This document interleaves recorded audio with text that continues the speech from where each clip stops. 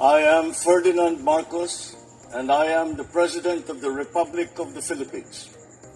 I stand today on behalf of 110 million Filipinos. Araw po sa ating mga minamahal na kababayan.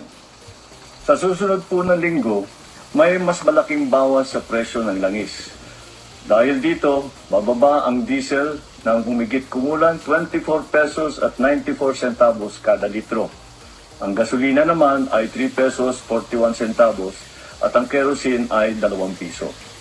Mas malaki ito kaysa sa rollback nung nakaraang linggo at malinaw ang ibig sabihin nito para sa ating lahat. May ginhawang parating.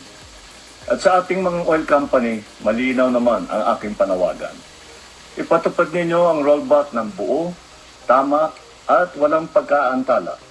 Ibigay ninyo sa taong bayan ang dapat naman na nasa kanila. At para sa ating mga kababayan, bukas ang ating tanggapan at ang Department of Energy para sa inyong mga reklamo. Kung may paglabag, ipaalam po ninyo sa amin, kikilos kami kagad. Tuloy-tuloy pa rin ang pagbibigay natin ng 10 pesos fuel discount para sa mga PUV at para sa mga bus. At tuloy din ang service contracting program para sa mga PUV driver. Ang bawat sentimo na ibinababa ay dapat maramdaman ng bawat Pilipino. Alam naman namin kung gaano kahalaga ang oras ng bawat kababayan natin. Ang bawat oras natin ay dapat ginugugol sa ating pamilya, sa eskwela, sa trabaho, hindi po sa nakapila. Ipapatupad din ng Department of Transportation at Land Transportation Office ang 3 buwang extension para sa validity ng mga nag-expire na lisensya, student permit at rehistro ng sasakyan. Halimbawa, kung mag-expire na yung buwan, ang rehistro mo, magiging valid pa rin yan hanggang July at wala kang babayarang multa o anumang surcharge.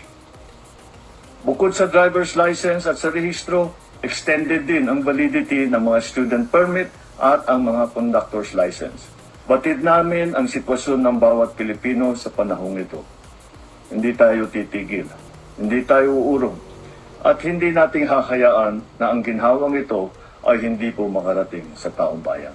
Magandang araw po at maraming pong salamat. So yun mga kababayan, narinig nyo naman siguro yung magandang announcement ng ating mahal na Pangulo. Another rollback mga kababayan, price rollback para sa ating mga drivers sa lahat, no, ng mamayang Pilipino. Yan dapat. Diyan dapat pupunta ang pera ng bayan. Ibabalik sa ating ibabalik sa mamayang Pilipino. Hindi tulad ng iba binulsa. Ganun.